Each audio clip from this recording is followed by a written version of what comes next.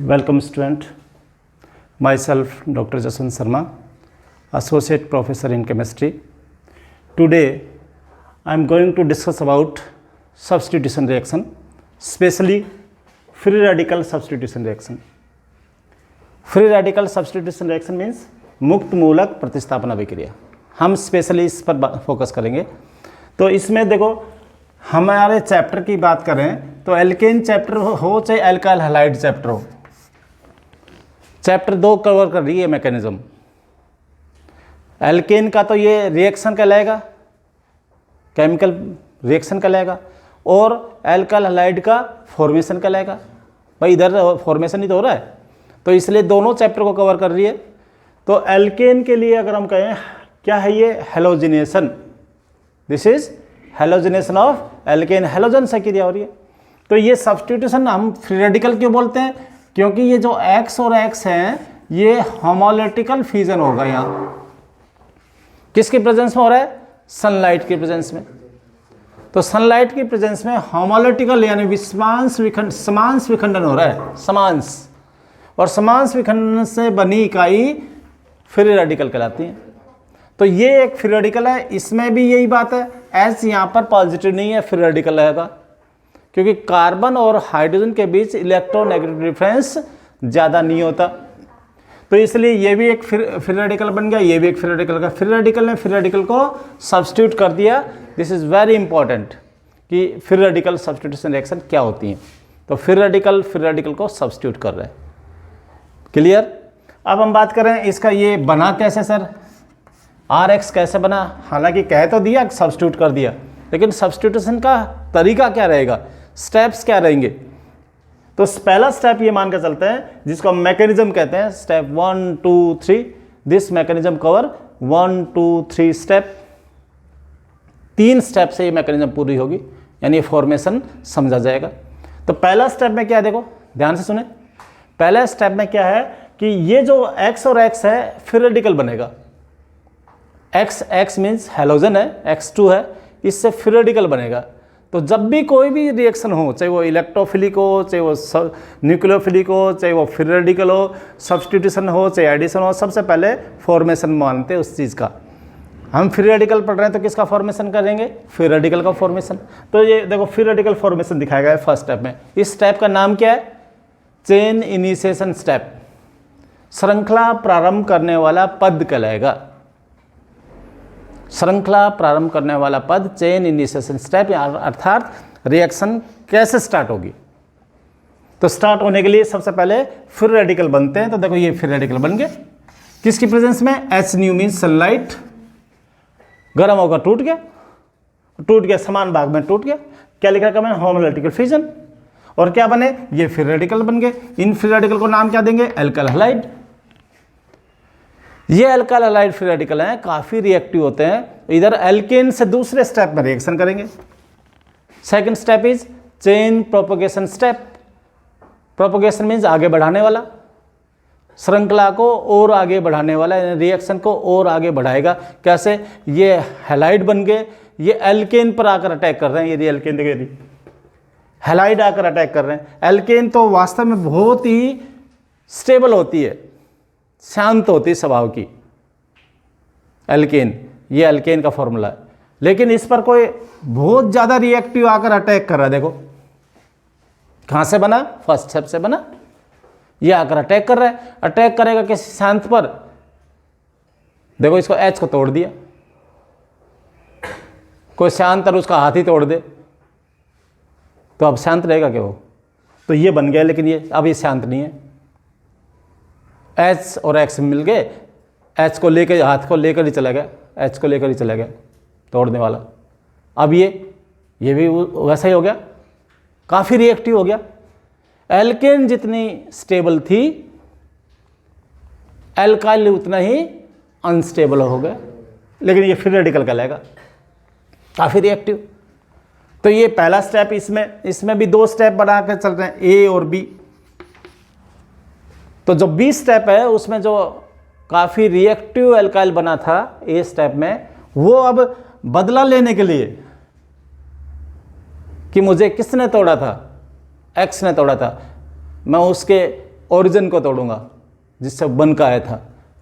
किससे बन का आया था? X2 से बन का आया था। तो ये उसके ऊपर हमला कर रहा है, तो इसी को तोड़ दिया। फिर वापस से क्या बन गया? RX बन गए। तो लेकिन अपने लिए फिर वापस एक खतरनाक पैदा कर लिया, अपने लिए कर लिया, तोड़ दिया भाई। अब ये क्या शांत बैठेगा? अगर दो जने लड़ रहे हैं तो जब तक चलेगा भाई, शांत तो कोई नहीं बैठने वाला। अब ये क्या आया? ये बन गया, इसके लिए वापस से एल्केन के पास जा रहा है। देखो ये, इसलिए मैंने क्या लिखा इसको? साइक्लिक प्रोसेस है ये चक्रीय प्रक्रम चलता रहेगा। इसने तोड़ा, ये बन गया, ये एल्केन पर ये लो वापस आ गया।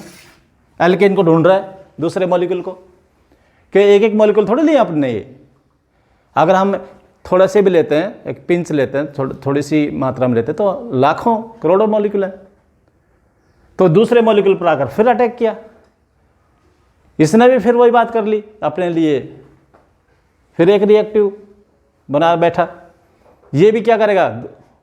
X2 को पर अटैक करेगा। तो ये रिएक्शन क्या हो रही है? चल रही है। कभी X2 पर R अटैक कर रहा है और कभी R पर कभी X पर RH पर X अटैक कर रहा है। तो ये कब तक चलता चलेगा? जब तक कि इनमें से कोई फिनिश नहीं हो जाए, तब तक ये प्रोसेस कंटिन्यू रहेगा। इसलिए इसको नाम साइक्लिक प्रोसेस दिया है।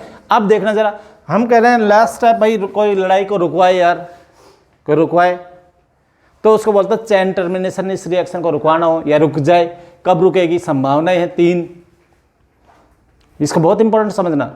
चेन टर्मिनेशन बोलते हैं श्रृंखला समाप्ति पद।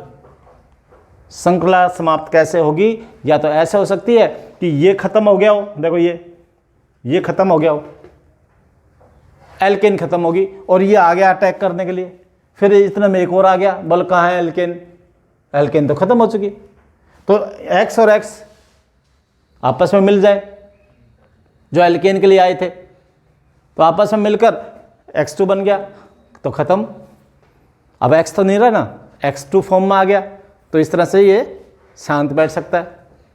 दूसरा तरीका ऐसे ही कह दें कि R आया लेकिन X2 खत्म, दूसरा R आया, वो भी X2 को ढूंढ रहा है लेकिन मिली नहीं, खत्म होगी। कौन खत्म होगी? X2। तो ये दोनों मिल जाए तो ऐसे भी चेन रुक सकती है।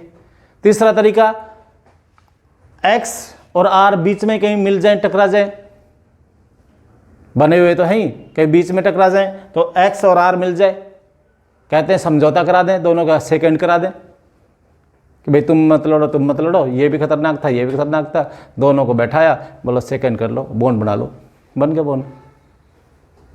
तो इस तरह से ये रिएक्शन को आगे बढ़ने से रोकता है, समाप्त करता है, इसलिए इसको चेन टर्मिनेशन स्टेप कहते हैं। समझ आ गई बात? बिल्कुल क्लियर।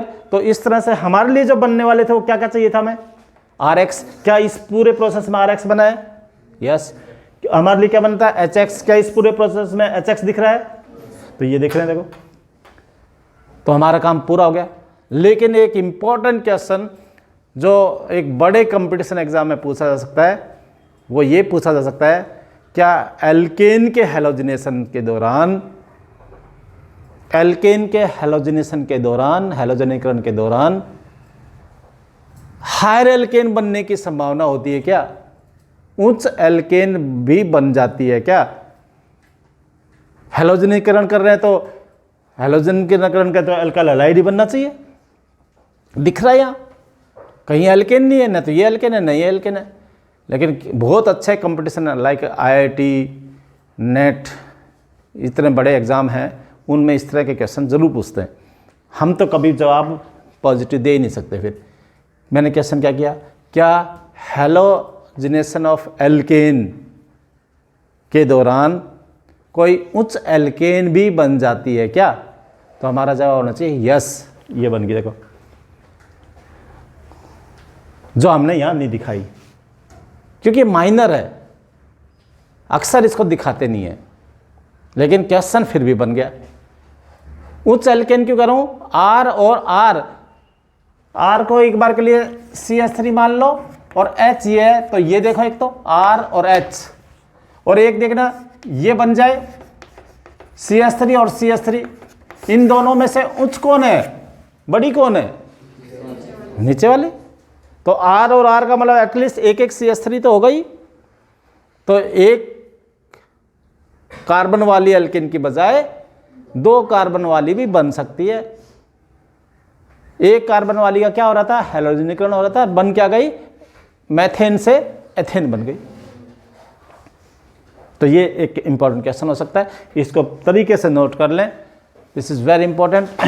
तो it's all about free radical substitution. Thank you.